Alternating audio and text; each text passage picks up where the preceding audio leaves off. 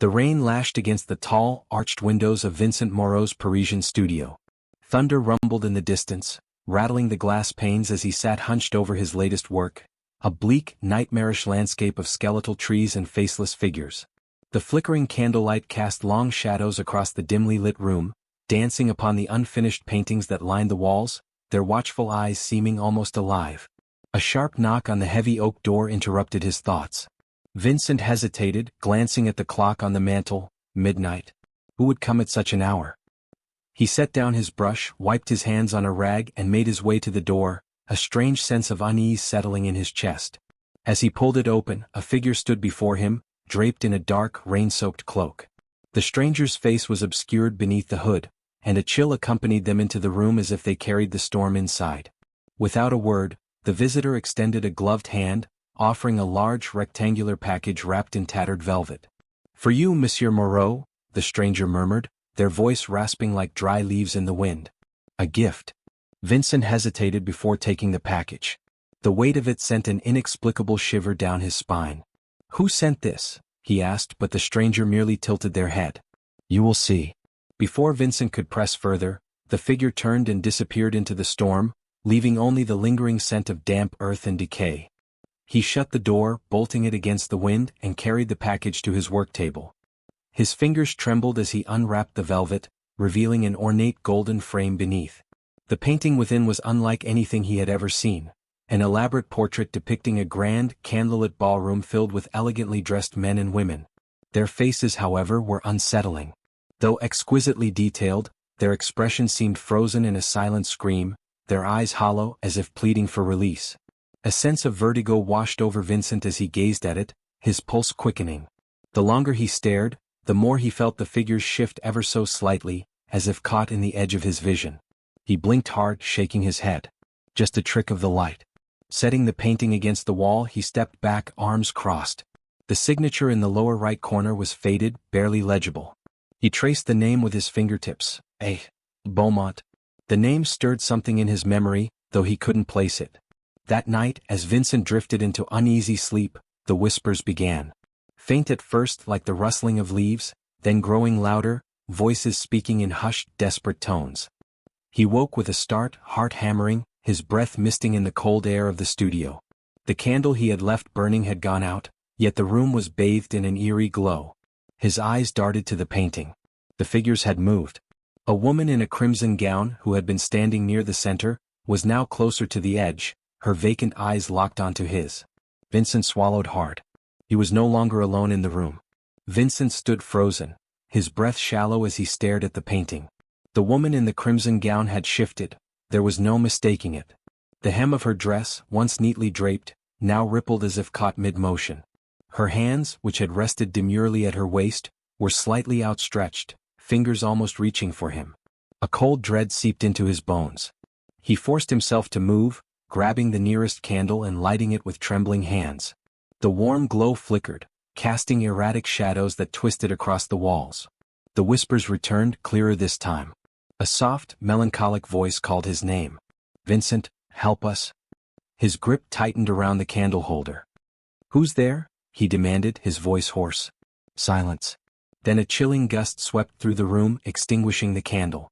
The darkness pressed against him, suffocating and alive. The whispers turned into murmurs, then into agonized sobs. The scent of old parchment and decaying roses filled the air. Vincent stumbled back, his foot catching on a paint can. He crashed onto the floor, heart pounding. His gaze shot to the painting again and his stomach clenched. The ballroom was no longer still. The figures had shifted positions. The woman in crimson was now at the very edge of the frame, her once pleading eyes now brimming with something else, urgency. The other figures too seemed different. Some had turned slightly, their blurred mouths open as if mid-scream. The chandeliers in the painting flickered, casting elongated, unnatural shadows. A sharp knock rang out, startling him. But it didn't come from the door. It came from within the painting. A sudden, gut-wrenching wail erupted from the frame, shaking the very walls of the studio. The sound was inhuman, filled with a torment so profound that it made Vincent's skin crawl. He pressed his hands against his ears, but the cries burrowed into his mind like a swarm of whispering insects. Then, just as suddenly as it began, the noise stopped. The studio was silent. Too silent. Vincent hesitated before rising to his feet, his muscles tight with apprehension. His gaze remained locked on the painting. The woman in crimson had disappeared.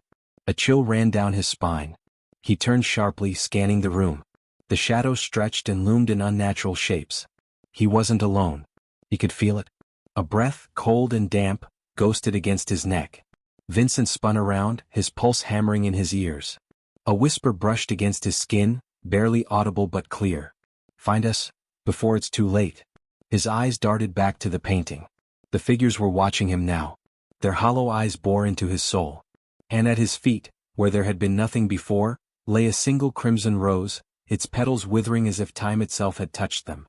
Vincent stood frozen, his gaze locked on the withering crimson rose at his feet. His throat was dry, his heartbeat thunderous in his ears. He struggled to rationalize what was happening. A part of him wanted to believe it was exhaustion playing tricks on him, but deep in his bones he knew this was real. The painting loomed before him, enigmatic and menacing. The hollow-eyed figures within seemed to smirk, as if mocking his fear. Vincent took a shaky step back, his fingers digging into his palms. Then a sound. Creak. Wood groaned under an unseen weight, like footsteps shifting across the floor. But the studio was empty, just him and his paintings. A chill coiled around his spine. Creak. The sound came from behind him this time. Vincent turned sharply, catching a fleeting glimpse of something. A shadowy figure, gliding past the large mirror in the corner of the room. His breath hitched. The mirror. Vincent didn't remember placing it there. Where had it come from? He moved closer, each step cautious. The flickering candlelight reflected his own image, but something was wrong. His reflection looked paler, its eyes sunken and hollow. And behind him, in the mirror's depths, stood someone else. Vincent recoiled, spinning around. Nothing. Thud. His pulse slammed against his ribs. The sound had come from within the painting. Vincent clenched his jaw. He couldn't just stand here, paralyzed by fear. Taking a deep breath, he approached the canvas, eyes fixed on the empty space where the woman in the crimson gown had once stood. There was only one way to end this. He reached out, his trembling fingers grazing the cold surface of the painting. A violent gust of wind tore through the room, though no windows were open. The candle extinguished instantly, plunging the space into suffocating darkness. A scream erupted, not from the painting but from inside his own mind. The world shattered. When Vincent opened his eyes, he was no longer in his studio. Before him stretched a vast, decaying ballroom. Chandeliers hung from the vaulted ceiling, their light dim and ghostly. Dust coated the marble floors, and the air was thick with the scent of melted wax and wilting roses. He knew this place. He was inside the painting. A distant melody drifted through the air, slow, sorrowful piano notes echoing across the grand hall. Vincent's fingers curled into fists. His breath was shallow. This couldn't be real. It had to be a nightmare. Vincent. That voice. He turned. The woman in the crimson gown stood before him. She was hauntingly beautiful, her skin as pale as porcelain, her lips colorless. But her eyes were the worst part. They were black voids, hollow and endless, filled with something ancient and sorrowful. "Who are you?" Vincent forced out, his voice barely steady. Every instinct in his body screamed at him to run. She did not answer immediately. Slowly she reached out toward him, her fingers long and skeletal like those of a corpse. As her fingertips neared Vincent's arm, a sudden gust of icy wind swirled around them. "Save us," she whispered. "Save who?" Vincent asked, but before she could respond, a horrific noise split the air. Boom. The massive doors at the end of the ballroom slammed open. From the darkness beyond, something began to slither forward. Vincent's stomach twisted into knots. It had no clear form, just a mass of writhing shadows, with hundreds of arms clawing at the ground, dragging itself closer. Faces surfaced within the shifting darkness, their mouths open in silent screams. Vincent stumbled back, but the woman in red seized his wrist. "It's coming? Don't let it touch you," she pleaded. The shadow surged forward. Dozens of hands reached for him, stretching, grasping. Vincent yanked free and turned to flee. But before he could take another step, the ground beneath him collapsed. He fell. Everything dissolved into blackness. Vincent awoke with a scream. He was back in his studio. His body trembled as he gasped for air. He frantically scanned the room. The painting was still there, but it had changed. The woman in the crimson gown was gone. And in the mirror behind him, a pair of hollow black eyes were watching. Vincent sat frozen, his breath shallow, his eyes locked onto the mirror. The reflection was wrong. The studio around him was the same. His paintings stacked against the walls, the flickering candle on the table, the rain-streaked window. But there was someone else in the mirror. The woman in the crimson gown. She stood behind him, her hollow eyes staring, her lips slightly parted as if whispering something too soft to hear. Vincent's throat tightened. Every instinct screamed at him to look away, to not turn around. But he had to. Slowly, hesitantly, he turned. Nothing. The studio was empty. But when he looked back at the mirror, she was closer. His pulse pounded in his ears. He took a step back. The reflection did not move. The woman's pale fingers reached up, pressing against the inside of the glass. Her mouth opened wider now, shaping words he couldn't hear. Vincent licked his lips, his throat dry. "What do you want?" he whispered. The candle flickered violently. A gust of cold air swept through the room, carrying the faint scent of old roses and decaying silk. Then, for the first time, he heard her voice, not a whisper from the painting, not a distant echo from a dream, but clear and desperate. "Find the others before it takes them all." Vincent staggered back. "What others?" She lifted her hand higher, fingers trembling. Behind her, in the mirror's depths, the ballroom appeared once more. But it was different now. The grand chandeliers were shattered. The polished floors were cracked, covered in dark stains. The figures in the painting, once elegantly dressed, frozen in silent screams, were no longer still. They writhed and contorted, their mouths twisted in endless agony. Some had fallen to their knees, clawing at the ground as if trying to escape. Something was hunting them. A shadow slithered through the ruined ballroom, twisting and shifting, its clawed hands grasping at the figures, dragging them into the dark. Vincent's stomach twisted with dread. No. No, this isn't real. The woman's expression darkened. "If you do nothing, they will vanish forever." A piercing crack echoed through the room. Vincent turned sharply. The painting on the wall, the frame had split. From the crack, something black oozed, slow and unnatural. It seeped onto the floor like ink spreading through water. The air grew thick, suffocating, the temperature dropping with every second. The studio was changing. The shadows lengthened unnaturally, stretching toward Vincent like grasping fingers. The candlelight flickered erratically, the flame twisting in odd, jerking movements. Then, a hand burst out of the painting. Pale, skeletal fingers clawed at the air, writhing as if searching for something to hold. A second hand followed, then the beginning of an arm, emaciated and deathly white. Vincent stumbled back, knocking over a stack of canvases. His mind screamed at him to run, but his body refused to move. A face began to emerge from the painting. The hollow eyes. The stretched mouth, lips cracked and bloodless. A whisper, agonized and pleading. "Help us." Vincent clenched his fists. He had two choices: flee and pretend this never happened, or step forward and face whatever horror was unfolding. His pulse pounded in his skull. The woman's voice echoed in his mind. "Find the others before it takes them all." With a deep breath, he took a step toward the painting. And the darkness swallowed him whole. Vincent awoke to the sensation of cold marble beneath his hands. The air was thick with dust and the scent of melted wax. Distant echoes of music, distorted, eerie, drifted through the vast chamber. Slowly he lifted his head. The ballroom. He was inside the painting again. But now it was collapsing. The walls cracked like brittle bones. The chandeliers dangled precariously, their candlelight flickering and dying. The figures in their tattered gowns and suits no longer danced. They ran. They screamed.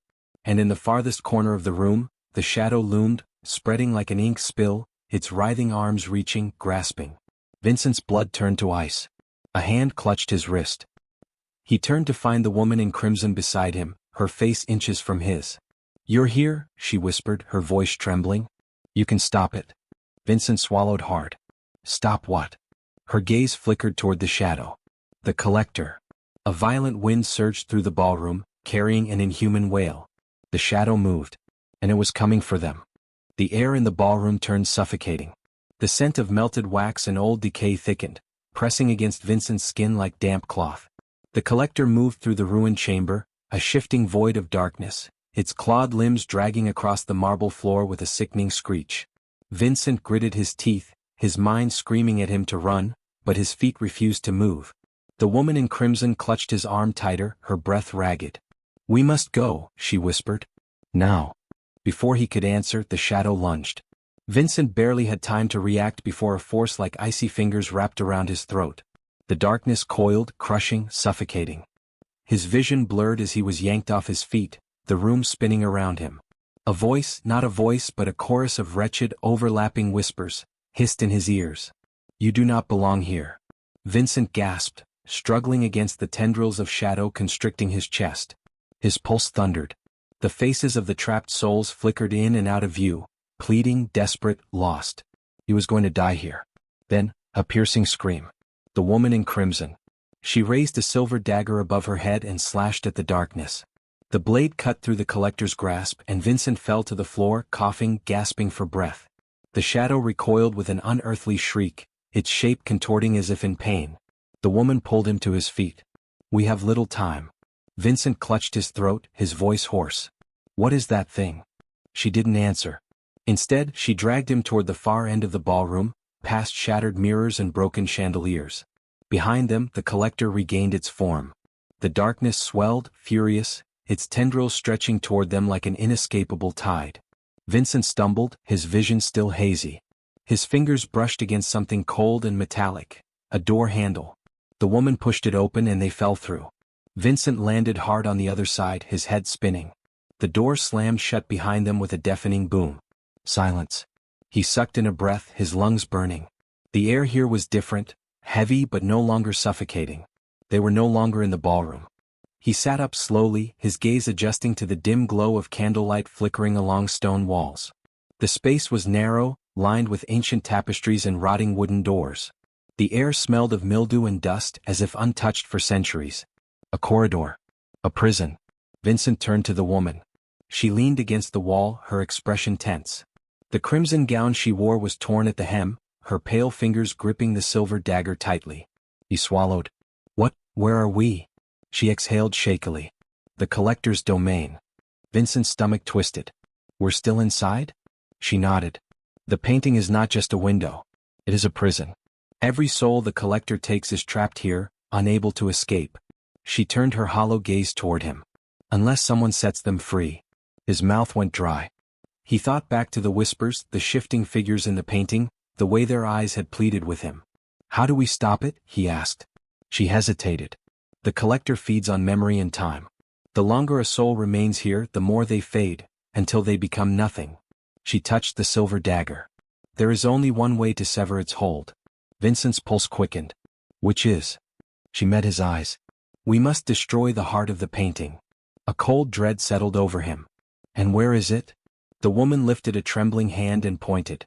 Vincent followed her gaze. At the end of the corridor, a massive door stood slightly ajar. Beyond it, the faint glow of candlelight flickered. And in the silence he could hear it. A heartbeat. Slow. Methodical. A pulse of something ancient and terrible. The core of the collector. Vincent exhaled. His hands clenched into fists.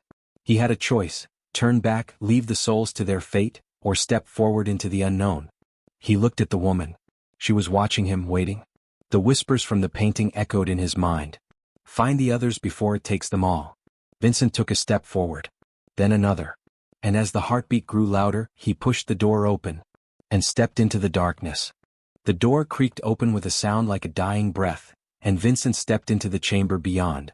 The air was thick with the weight of centuries, a suffocating silence broken only by the relentless beat of a distant heartbeat, deep, slow, and ancient. The walls around him were draped in dark tapestries, their faded patterns of forgotten landscapes and faces twisted by time. At the far end of the room stood an altar, bathed in the soft, flickering glow of hundreds of candles. The heartbeat grew louder, as though it came from within the altar itself, the rhythm pulsing in time with the breath in his chest. The woman in crimson stood behind him, her gaze fixed on the altar, her grip on the silver dagger tightening. "This is it," she whispered. "The heart of the collector. The core of its power." Vincent's heart raced. He could feel the pull of the darkness, the weight of the souls trapped in this place, as if they were watching him, waiting for him to act. The faces of the people in the painting, distorted and pleading, flickered in his mind. He stepped forward, his legs unsteady but driven by a sense of urgency he couldn't ignore. He had to destroy it. He had to set them all free.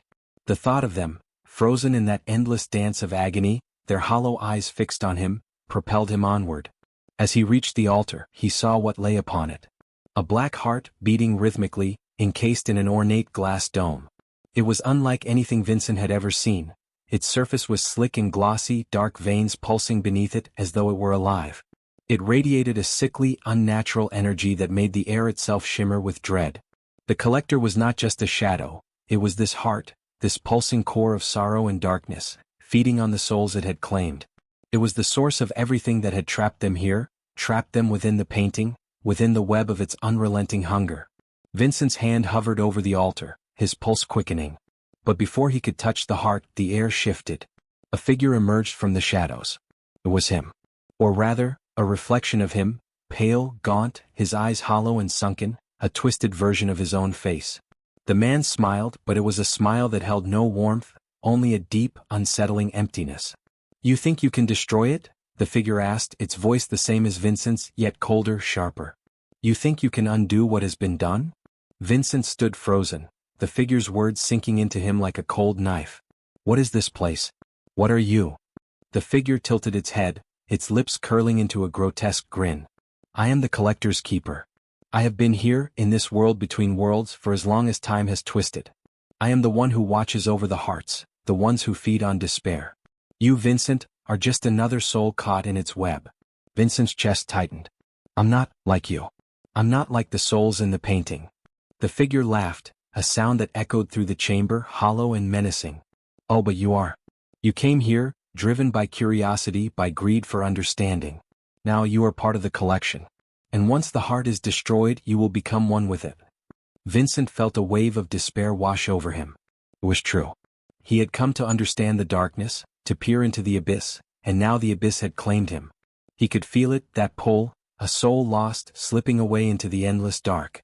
But then he remembered the woman in crimson. He turned to her, his mind suddenly clear. She was standing by the door, watching him with a gaze full of sorrow. The woman who had once been trapped within the painting, whose voice had guided him to this point.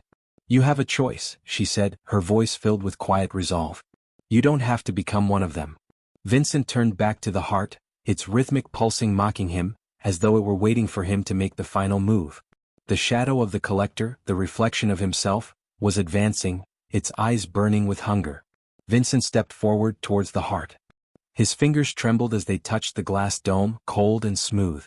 The heartbeat quickened in his chest, echoing in his bones. He could feel the darkness swirling around him, whispering promises of power, of knowledge, of eternal life within its folds. But then he heard it again, the woman's voice. "You have a choice." He closed his eyes. This was not his destiny. He had to make the choice for them all, for the souls trapped in the painting, for the woman in crimson, for himself.